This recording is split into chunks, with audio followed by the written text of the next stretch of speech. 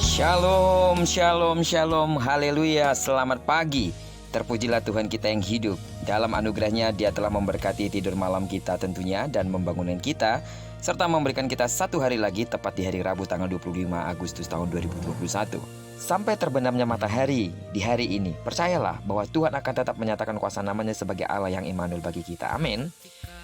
Dan sebelum kita melakukan aktivitas kita sepanjang hari ini, mari kita sama-sama kembali meneduhkan hati kita untuk merenungkan firman Tuhan yang akan menjadi pedoman dan pelita hidup kita dalam menjalani hari ini.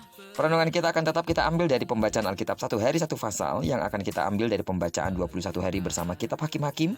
Dan hari ini kita telah berada di hari yang ke-19, maka kita akan membaca kitab Hakim-Hakim pasal yang ke-19 ayat pertama sampai dengan ayat yang ke-30. Saya percaya saudara semua terus akan diberkati lewat pembacaan Alkitab satu hari satu pasal ini. Amin. Baiklah, sebagai pengantar renungan kita hari ini, saya akan coba bacakan untuk kita ayatnya yang ke-25. Tetapi orang-orang itu tidak mau mendengarkan perkataannya. Lalu orang Lewi itu menangkap gundiknya dan membawanya kepada mereka keluar. Kemudian mereka bersetubuh dengan perempuan itu dan semalam-malam itu mereka mempermainkannya sampai pagi. Barulah waktu fajar menyingsing mereka melepaskan perempuan itu. Anda mungkin belum pernah membaca kisah perbuatan bejat yang pernah dilakukan oleh manusia ketika kehilangan rasa takut akan Tuhan. Ayat yang sudah kita baca tadi menunjukkan situasi betapa bobroknya moral orang Israel. Kaum Lewi sudah selayaknya dan seharusnya menjaga kekudusan. Tetapi oknum Lewi dalam bacaan kita hari ini melakukan hal yang sangat memalukan. Ia sudah mempunyai istri tetapi masih saja mengambil seorang gundik. Itulah fakta yang terjadi saat itu. Kebobrokan moral dan kedursilaan melanda orang yang menyatakan dirinya umat Tuhan.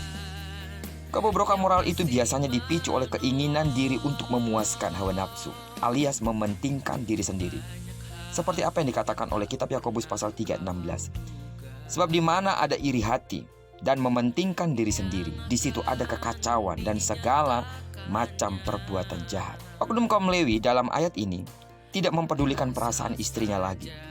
Untuk memuaskan nafsunya ia mengambil seorang gundik. Dan pada kesempatan lain ternyata gundiknya pun juga berlaku serong terhadap dia. Karena takut gundiknya pulang ke rumah orang tuanya, orang Lewi itu segera menyusul gundiknya di rumah mertuanya. Untuk beberapa hari ia menginap di rumah mertuanya itu. Setelah hampir seminggu akhirnya ia membawa gundiknya untuk pulang.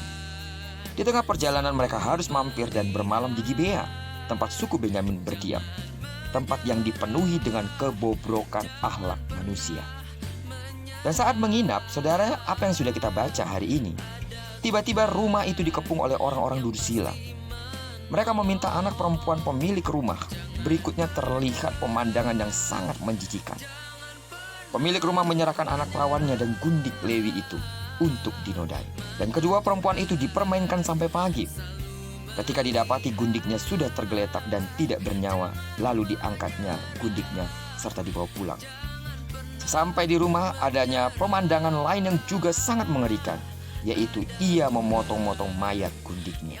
Saudara yang kekasih di dalam nama Tuhan Yesus, kisah dalam pasal 19 ini merupakan kondisi hampir setiap hari yang kita baca, bukan? Kita dengar dan kita lihat, baik langsung ataupun tidak langsung melalui media massa. Karena itu sidang jemaat Tuhan yang saya kasih di dalam nama Tuhan Yesus, waspadalah. Jangan sampai diri kita dan keluarga kita terlindas oleh nafsu dunia dan kebobrokannya.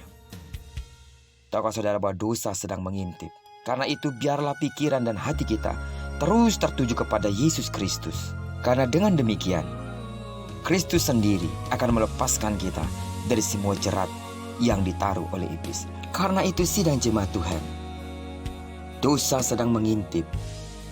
Benarlah bahwa manusia tanpa Allah hidupnya akan betul-betul rusak. Biarlah kiranya pikiran dan hati kita terus tertuju kepada Yesus Kristus.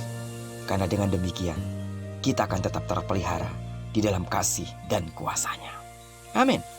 Kiranya perenungan kita hari ini mengingatkan kita untuk mewaspadai diri kita dari segala serangan iblis yang terus ingin menjerat kita untuk melakukan hal-hal yang najis di hadapan Tuhan. Penuhi pikiran dan hatimu dengan firman.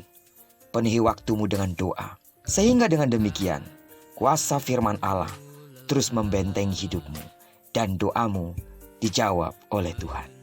Amin.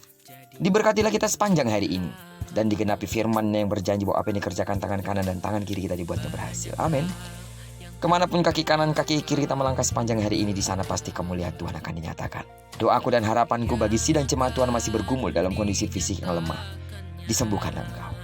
Bagi saudara yang masih bergumul dan memiliki beban yang sangat berat, percayalah bahwa semuanya itu kepada Tuhan, maka Tuhan akan memberikan kelegaan kepadamu sesuai dengan janjinya. Terpujilah nama Tuhan. Shalom.